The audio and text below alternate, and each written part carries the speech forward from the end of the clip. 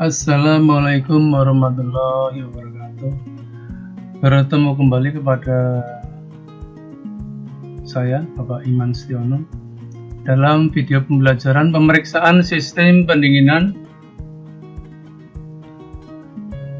yaitu bagaimana kita bisa memeriksa sistem pendinginan pada suatu kendaraan dengan baik dan benar. Salam sejahtera untuk semuanya, semoga sehat semuanya. Oke. Materi ini disusun oleh Dr. Andes Iman Setiono dari SMK Negeri 1 Wanarja, Cilacap. Kita mulai dari pemeriksaan atau penggantian termostat. Pada saat motor panas, perhatikan sewaktu membuka tutup radiator.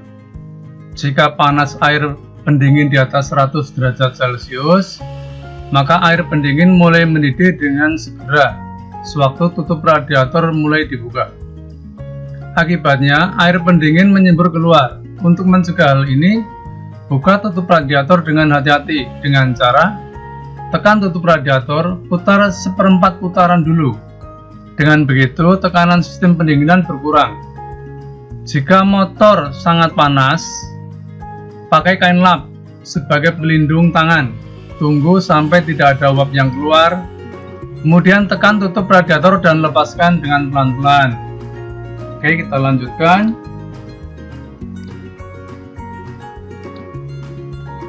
Informasi ya. Keluarkan air pendingin ke dalam ember. Untuk itu lepas keran pembuang pada radiator bagian bawah atau selang radiator bawah.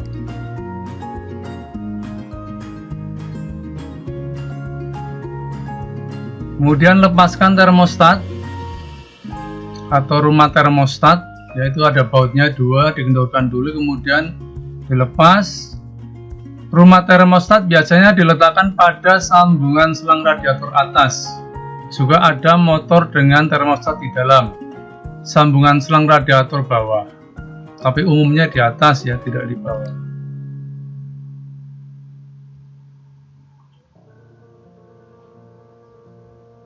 Kemudian periksa termostat di dalam panci air dengan menggunakan pemanas dan termometer. Kemudian catatlah temperaturnya. Termostat mulai membuka, kemudian langkah buka pada saat air mendidih. Jadi nanti pada waktu mulai membukanya di suhu berapa, kemudian pada waktu air mendidih atau mendekati suhu 100 derajat Celcius, membukanya itu berapa mili ya, biasanya sampai 10 mili atau 1 cm. Kemudian termostat biasanya mulai membuka itu di atas suhu 70 derajat Celcius. Kita lanjutkan.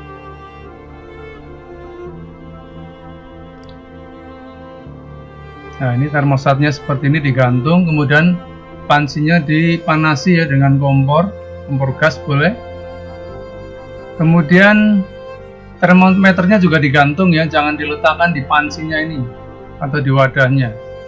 Nah, pada waktu termostatnya digodok atau dipanaskan, nanti dilihat katupnya mulai membukanya di suhu berapa.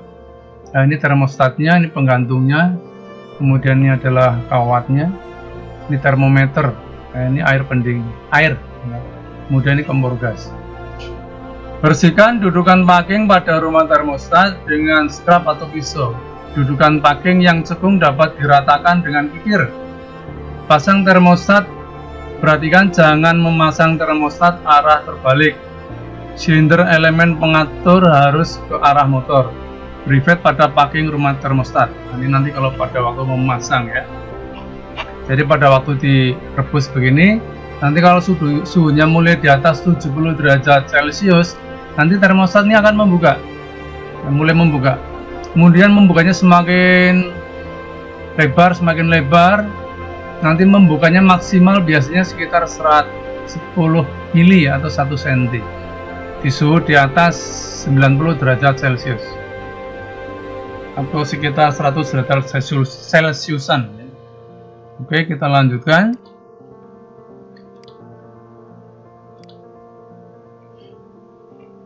Setelah mengisi air pada radiator, hidupkan motor, buang udara pada sistem pendinginan, kemudian tambah air radiator kembali. Periksa kebocoran pada sistem pendinginan dengan alat pengetes, yaitu radiator tester ya, nanti alatnya. Kebocoran pada sistem pendinginan juga dapat diperiksa tanpa pengetes. Untuk ini, periksa kebocoran pada saat motor panas. Tutup radiator harus terpasang, maka tekanan dalam sistem pendingin itu harus naik.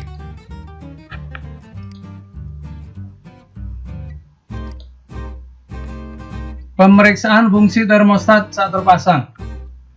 Biasanya termostat mulai membuka pada suhu 75-85 derajat Celcius.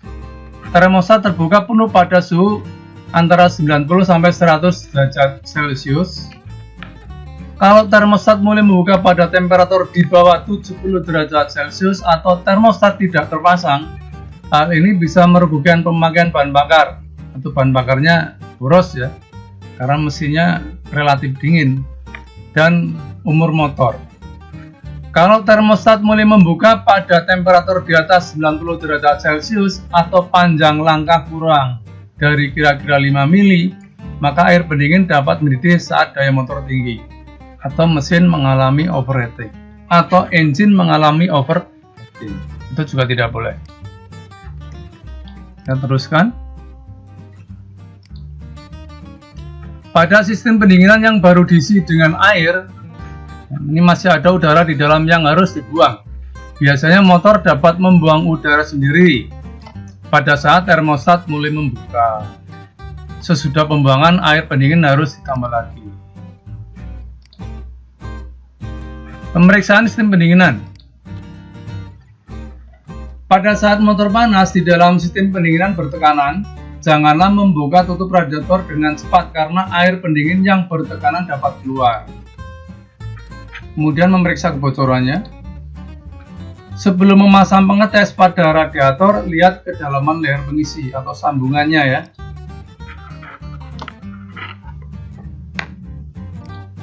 Lanjut. Nah, ini bentuk dari tangki radiator bagian atas ya. Ini nanti yang dipasang dengan tutup radiator. Nanti airnya sekitar di sini ya. Tinggi air pendinginnya. Kita lanjut. Jika kedalaman kecil, gunakan karet pada pengetes seperti pada gambar berikut. Jika kedalaman leher besar, karet pada pengetes harus dipasang terbalik. Nah, ini seperti ini karetnya ya. Itu untuk menyambungkan. Pasang pengetes dan beri tekanan sesuai dengan yang tertulis pada tutup radiator. Dilarang memberi tekanan yang melebihi dari yang tertulis pada tutup radiator. Jadi biasanya di tutup radiator tuh ada tulisan 0,9. Itu artinya 0,9 bar. Nah, itu artinya pressure valve akan membuka pada tekanan 0,9 bar. Itu seperti itu maksudnya. Nah, ini ya, ada tulisannya 0,9. Ini tutup radiator. Periksa kebocoran pada radiator, selang-selang dan packing-packing pada pompa, kepala silinder dan rumah termostat. Periksa kebocoran sil pompa air pada saat mesin hidup. Jika pompa airnya bocor, air pendingin keluar melalui lubang pelepas. Jadi di bawah water pump itu ada lubang kecil namanya lubang pelepas. Itu nanti kalau silnya bocor nanti akan keluar lewat situ airnya. Kenapa air itu harus dibuang? Karena biar tidak merusak bantalannya atau lahernya ya, laher pompa atau laher water pump. Nah, ini seperti ini, ada lubang pelepasnya atau lubang pembuangannya ya. Ini water pumpnya, ini di bawahnya ada lubang kecil. Selang yang retak harus diganti. Pemasangan klem dan selang juga harus diperiksa. Nah, ini seperti ini, klemnya harus bagus. Jangan sampai ya, klemnya tidak kencang nanti bocor lewat klem. Nah, ini tutup dari radiator. Di penguncinya yang bawah.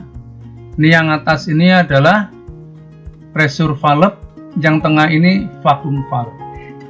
Pemeriksaan fungsi tutup radiator, periksa kondisi bagian belakang tutup radiator dan katup-katupnya. nanti kita bisa menggunakan alat radiator cup tester.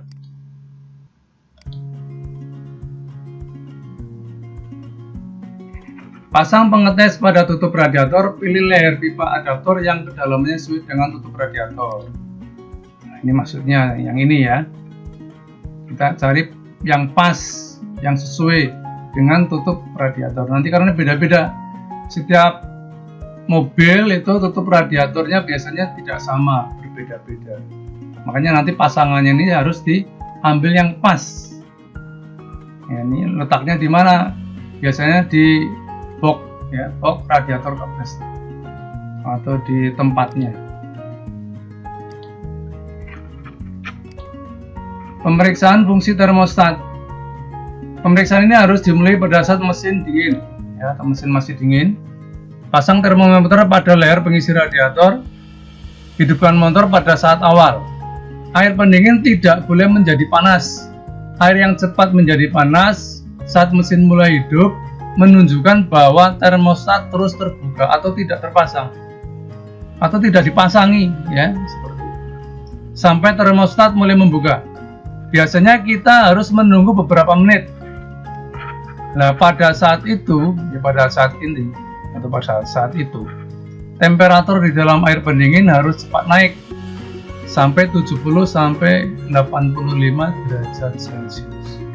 Jadi antara 70 sampai 85 derajat Celcius. Jika ada reservoir, perhatikan tanda pengisiannya. Ya, ini seperti ini reservoir. Ini ada maksimal, ada minimal. Nah, yang bagus di mana air di reservoirnya di maksimal.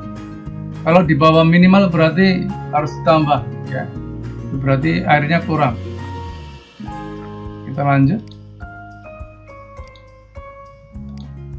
Tutup radiator.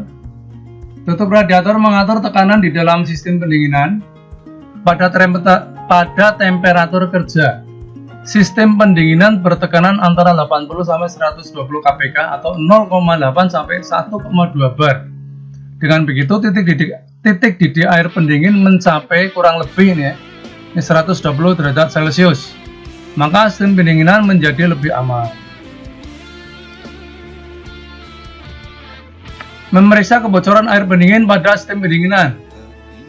Nah, kita menggunakan alat radiator cup tester. Ya, kita pasang pada tangki radiator bagian atas ya, seperti itu. Kemudian kita pompa atau kita tekan. Langkahnya yang pertama, lepas tutup radiator, kemudian pasang radiator cup tester pada lubang masuk pada tangki radiator bagian atas, ini seperti ini ya. Kemudian pompa atau tekan radiator cup tester sampai pada angka 0,9 bar. Ya. Ini maksimalnya 1,2 kilo per cm persegi. 1,05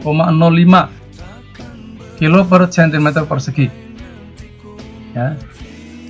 Kemudian perhatikan jarum penunjuk pada tekanan radiator cup tester. Jadi pada waktu kita mompa, perhatikan jarum penunjuknya ini.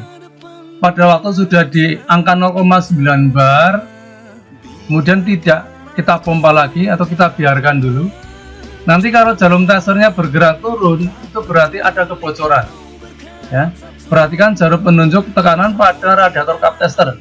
Jika jarum testernya tetap tidak turun, berarti tidak ada kebocoran pada sistem pendingin.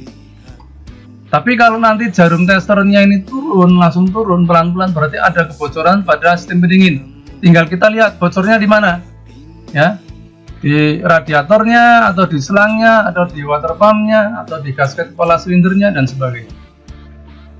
Kemudian jika jarum tester menunjuk turun perlahan-lahan, ya ini berarti sistem pendinginnya ada yang bocor. Misalkan jarum testernya tidak turun, tapi ada gelembung-gelembung air yang keluar, misalkan ada di radiator, ada di selang pendingin, atau di klem-klemnya, itu berarti sudah ada kebocoran. Itu harus diperbaiki. Kemudian periksa kebocoran pendingin pada radiator, klem-klem, selang pendingin, gasket water pump, seal atau body water pump, gasket tutup rumah termostat, dan gasket kepala silinder. Ya. Seperti itu caranya. Oke, kita lanjutkan. Memeriksa tutup radiator. Nah, menggunakan radiator cup tester. Kita pasang nih tutup radiatornya di depan ya. Lepas tutup radiator pada tangki radiator. Pasang tutup radiator pada tutup radiator cup tester. Kemudian pompa atau tekan radiator cup tester sampai tekanan 0,75 sampai 1,06 kilo. Ya, atau 0,7 sampai 1 bar. Jika tutup radiator pada tekanan di bawah 0,7 kilo per cm persegi sudah membuka atau sudah ngempos, berarti tutup radiatornya rusak. Yang rusak itu apa? Pressure valve-nya. Jadi pada waktu kamu memompa ya atau menekan radiator cup tester belum mencapai angka 0,75 atau 0,7 bar, ini tekanannya udah nggak bisa naik atau udah ngempos, berarti tutup radiator rusak. Yang rusak itu siapa? Pressure valve-nya. Nah ini, jika tutup radiator membukanya di antara 0,75 sampai 1,05 kilo per cm persegi, berarti tutup radiator baik. Kemudian jika pada tekanan lebih dari 1,05 kilo per cm persegi tidak membuka, berarti tutup radiatornya rusak atau macet. Oke, paham ya? Kita lanjut. Memeriksa termostat. Nah, ini tadi sudah diterangkan ya, seperti ini. Termostatnya ditaruh di dalam panci yang diberisi air, kemudian direbus. Kemudian termostatnya juga digantung. Ini salah ya, jangan dilendehkan ya, atau diletakkan di wajannya atau wadahnya, harusnya juga digantung. Nah, nanti kalau suhunya di antara sekian 74,5 sampai 78,50 derajat Celcius, ya ini mulai membuka katupnya. Ya. Kemudian terbuka penuh di antara suhu 90 derajat Celcius atas ini sudah terbuka penuh. Ya. Terbukanya sampai berapa? Sampai 10 mili atau 1 cm. Kalau nggak bisa membuka, berarti termostatnya macet, rusak juga. Kalau membuka terus tidak menutup, walaupun air pendinginnya, airnya ini sudah dingin, berarti termostat juga rusak. Artinya termostat itu macet, tidak bisa membuka. Oke, kita lanjut. Cara memeriksa tegangan tali kipas pendingin. Nah, ini tegangan tali kipas ini harus kita periksa. Poros sengkol, ini puli water pump, ini puli alternator ya. Caranya gimana? Tekan tali kipas pendingin dengan pull spring atau tarik dengan spring skill dengan tekanan atau tarikan 10 kilo. 10 kilo per cm persegi ya maksudnya. Jadi ini ditekan atau ditarik dengan kekuatan 10 kilo. Kemudian periksa ukur simpangan tali kipas dengan mistar baja. Jadi kalau ini ditarik tali kipasnya ke bawah atau ditekan dari atas 10 kilo, nanti kan tali kipasnya ini melengkung ya. Nah, melengkungnya ini kita ukur dengan mistar baja. Nah, ini standarnya antara 7 sampai 11 mili, normalnya seperti itu. Nah, ini jika simpangannya antara 7 sampai 11 mili, maka tegangan tali kipas tersebut baik. Dan jika lebih dari 11 mili, berarti tegangan tali kipas tersebut kendor. Nah, kalau tegangan tali kipas ini kendor, akibatnya apa? Sirkulasi air pendingin ini tidak cepat atau tidak lancar. Berarti perpindahan panas dari mesin ke udara luar itu lambat. Akhirnya apa? Mesin atau engine mengalami overheating. Ya, kita lanjut. Cara menyetel tegangan tali kipas pendingin. Nah, seperti ini. Nah, ini ada penyetelnya ya, ini bisa dikendorkan ini nanti. Kita mulai. Kendorkan mur dan baut penyetel tali kipas. Nah, ini dikendorkan. Nanti ada dua ya, ini dikendorkan. Kemudian yang mengikat alternator di sini juga dikendorkan. kendorkan mur dan baut pengikat bodi alternatornya. Jadi kendorkan mur dan baut penyetel tali kipas, yang ini kendorkan. Kemudian kendorkan mur dan baut pengikat bodi alternatornya, itu yang ini ya. Lanjut, masukkan besi atau kayu di antara bodi alternator dan blok mesin. Tekan bodi alternator ke arah luar sampai tali kipas pendingin kencang. Jadi kita ambil di sini ada pipa atau kayu, ya, pipa yang bulat itu atau kayu yang bulat, kita tekan ke arah luar sana, ya, kita dorong ke arah luar sampai tali kipas ini terasa kencang. Nah, kalau sudah kencang, tahan, ya, dorongan yang keluar atau tekanan yang keluar itu ditahan, kemudian baut penyetel yang ini dikencangkan dulu, baut penyetel yang ada di alternator dikencangkan dulu. Setelah ini kencang, baru baut yang mengikat bodi alternator dikencangkan. Nah, teruskan ini, tahan besi atau kayu pengungkit tersebut sambil mengencangkan mur penyetel tali kipas. Kencangkan mur pengikat bodi alternator. Gitu ya, jelas ya. Oke. Periksa kembali kekencangan tali kipas tersebut sampai didapat hasil yang standar atau hasil yang betul, yang benar. Kita teruskan. Ini ada gangguan-gangguan, ya. Gangguan-gangguan di dalam sistem pendinginan. Bila katup tekan tidak rapat, tekanan sistem pendinginan kurang. Kemudian temperatur rendah, air dapat mendidih.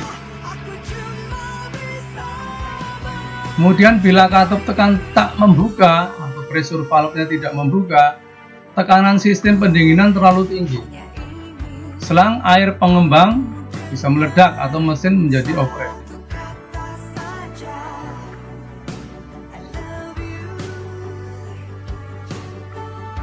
Kita teruskan lagi. Bila katup vakum tidak membuka, timbul vakum air pendingin dari reservoir, ya. Jadi kalau air pendinginnya kurang, di tangki bagian atas itu timbul kevakuman. Ini kevakuman yang ada di dalam tangki bagian atas nggak bisa membuka katup vakum. Akhirnya apa? Air dari reservoir ini tidak dapat masuk ke radiator. Jumlah air pendingin kurang, mesin bisa mengalami overheat. Oke. Silakan, ada yang mau ditanyakan nanti bisa disampaikan ya pada pertemuan selanjutnya. Ya. Ini tambahan sedikit. Saat tali kipas kendor, sirkulasi air pendingin lambat. Ya, ini saat tali kipasnya kendor itu ya. Sirkulasi air pendingin lambat, perpindahan panas lambat, engine mengalami overheating. Nah itu, maaf ini tadi kurang satu yang saya jelaskan.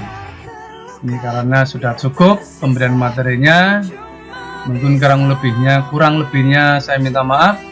Sekian, assalamualaikum warahmatullahi wabarakatuh.